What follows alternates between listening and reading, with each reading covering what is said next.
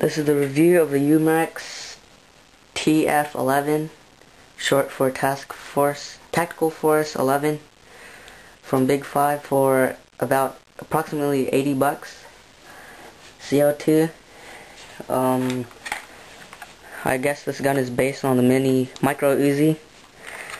The safety switch, safe, fire, magazine, and this gun is run by CO2.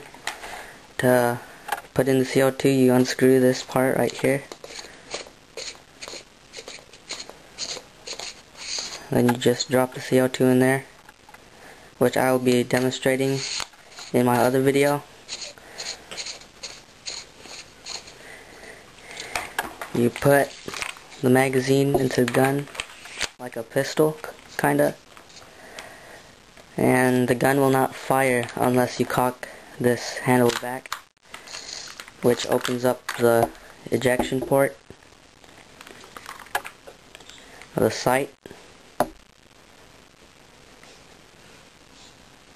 It's really weird, this back part. And when you run out of CO2, the cocking handle goes forward like that. You can mount a silencer on this. You can see the threads right here, the orange tip. This is a clear version. They also sell a black version. You can mount a butt stock on the back,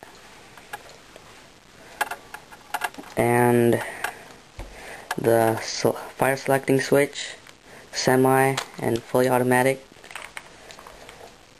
And I really would recommend this gun. Just make sure you check the gun before you buy it, because you might have a crack right there. When I bought this gun, there was a crack on it, so yeah, check the gun. And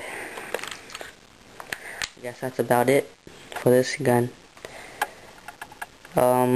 If you're trying to buy a fully automatic CO2 gun, make sure you buy this gun. It's the best. Sold at Big 5 for about 80 bucks. And thank you for watching. This was Airsoft Seattle, logging out.